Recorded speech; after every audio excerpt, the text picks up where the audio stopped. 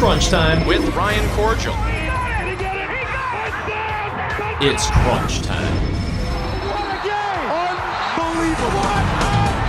This is Kordziel Krunch with Ryan Kordziel. Hello and welcome to Kordziel Krunch.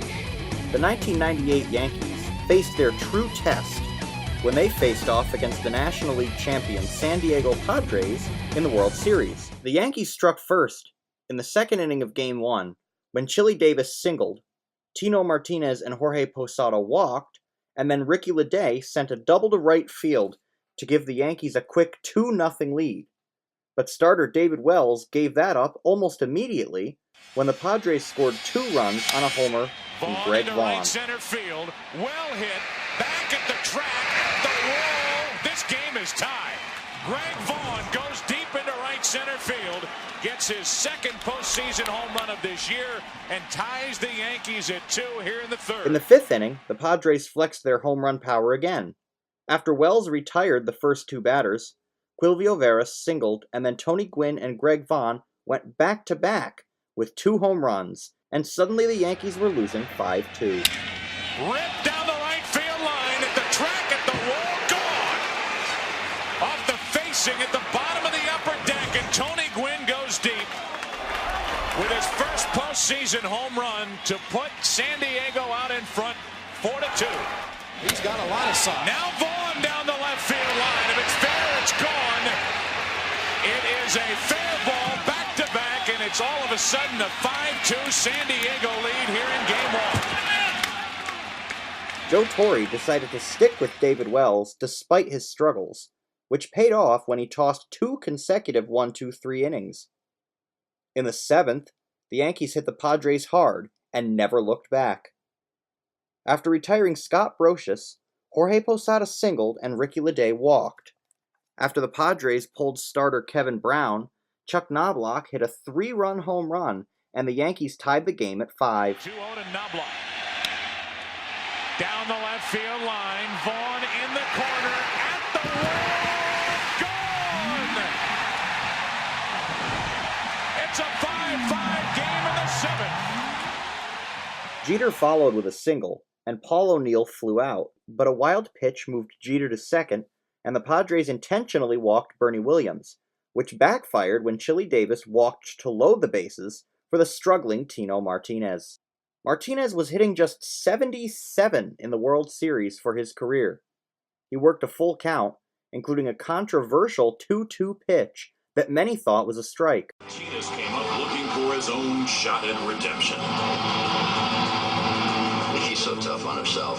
I think he's the one that probably tells people that he's not as efficient as he should be before the people catch on to it. Another Yankee player who has a chance to raise a lot of bad memories in the postseason. Tino had been a huge run producer during the regular season, but was hitting a career .077 in World Series play. Bases loaded, line 5 game, 2-2.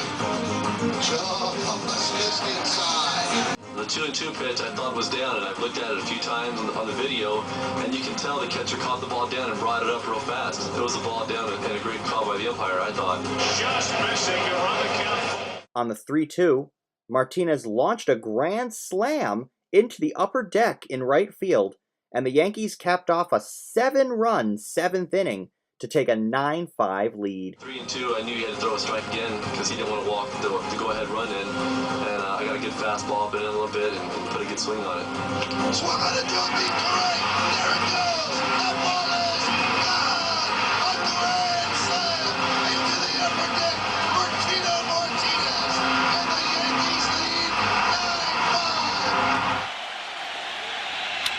Martinez down the right field line, grand slam. A night of redemption here in Game 1. After Knobloch went deep, the grand slam by Tino Martinez as he breaks through.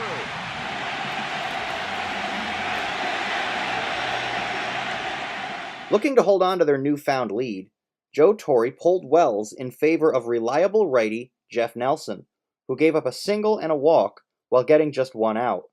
Not taking any chances, Torre called Mariano Rivera out, and he got Wally Joyner to hit a ground ball to second, but Knobloch made an error and allowed a run to score, making it a 9-6 game before another ground out by Steve Finley ended the inning. The Yankees failed to score in the 8th, and Rivera shut down the Padres in the 9th to secure a win in an eventful first game of the series. The second game was a lot more lopsided.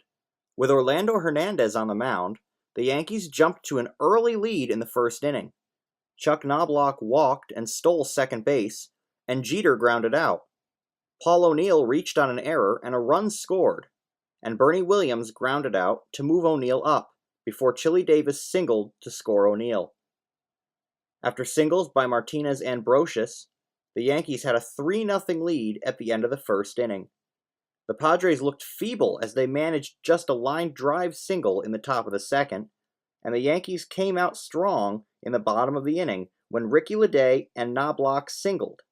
Despite Leday being thrown out stealing, Derek Jeter hit a ball through the hole between second base and shortstop and scored Knobloch, and Bernie Williams homered to increase the lead to 6-0 after just the second inning.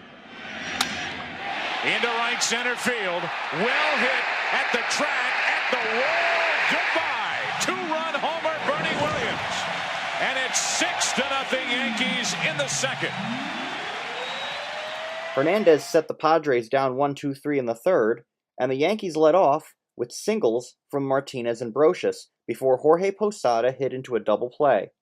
But the resilient Yankees wouldn't let that stop them, as Leday doubled to score Martinez and increased the lead to 7-0. The Padres finally got on the board in the fifth, as Chris Gomez hit a 2-out triple and Quilvio Veras singled to drive him home, cutting the lead to 7-1.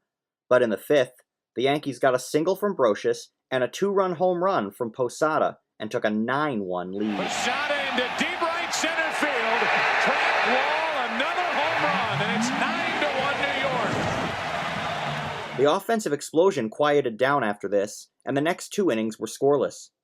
In the eighth, Padres' Ken Caminiti doubled off Mike Stanton, and despite retiring the next two batters, Stanton surrendered a double to Ruben Rivera to cut the lead to 9-2. Carlos Hernandez singled and Mark Sweeney singled to score Rivera and cut the lead to 9-3, but that was all they would get. Nelson got Veras to strike out and pitched a 1-2-3 ninth to seal the Bronx Bombers' second victory. Game 3 was a stark contrast to the offensive barrage of the previous night. The first 3 innings were hitless before a fourth-inning single from Jeter broke up the no-hitter. The game was scoreless until the 6th inning, when David Cone allowed a single to Padres pitcher Sterling Hitchcock, and Quilvio Veras walked. Tony Gwynn had a 2-run single that was aided by a key error by Paul O'Neill in right field, and Caminiti scored Gwynn on a sacrifice fly to give the Padres a 3-0 lead. In the 7th, the Yankees got the spark they needed when Scott Brocious led off with a home run. True to form, and it's ripped into deep left center field. At the track, at the wall, it's gone. The 3-2 fastball, Brocious knew it, and he goes deep to make it a 2-run game. It's 3-1. And Shane Spencer followed with a double. After Posada struck out, Chili Davis reached on an error and scored Spencer, and the Yankees quickly made it a 3-2 game. Knobloch walked, but Jeter hit into a double play to end the inning.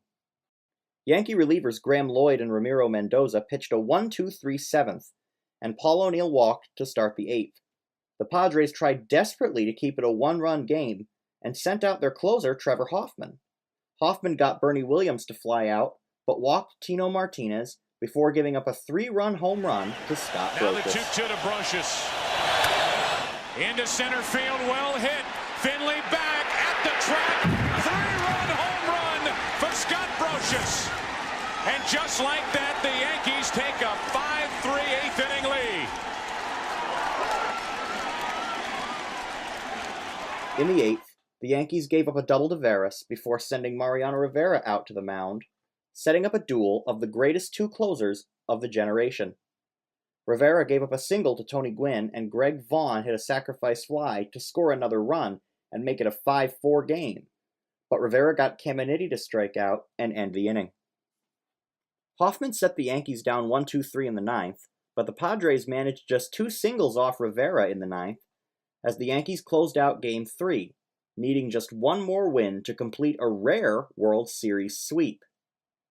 Game 4 was a pitching duel between Padres ace Kevin Brown and Yankee legend Andy Pettitte. The game remained scoreless until the 6th inning when Jeter singled with 1 out, O'Neill doubled, and Bernie Williams grounded out to score Jeter and give New York a 1-0 lead. It seemed like that might be all they would need, as Pettitte followed that with a 1-2-3 6th, and both teams managed just 1 hit each in the 7th. But the Yankees broke out in the 8th inning when Jeter walked and O'Neill singled.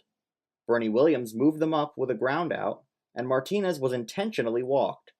Scott Brocious singled to score Jeter, and Ricky Leday followed with a sacrifice fly to score O'Neill, and suddenly the Yankees had a 3-0 lead. Pettitte gave up a walk and a single in the 8th and was pulled in favor of Jeff Nelson, who got Greg Vaughn to strike out and was immediately replaced by Rivera. Despite giving up a single to load the bases, he escaped the jam unscathed when former teammate Jim Lawrence flew out, and the Yankees failed to score in the 9th. Rivera gave up a single to Ruben Rivera to start the 9th, but got Carlos Hernandez to hit into a double play. Facing Mark Sweeney, Rivera got him to hit a weak ground ball to third, where Brocious retired him to capture the Yankees' 125th win and 24th World Championship. The starter of tonight's game as Sweeney grounds to third. Brocious fittingly with a throw, and the Yankees have done it again. Number 24. They are the world champions of baseball in 1998.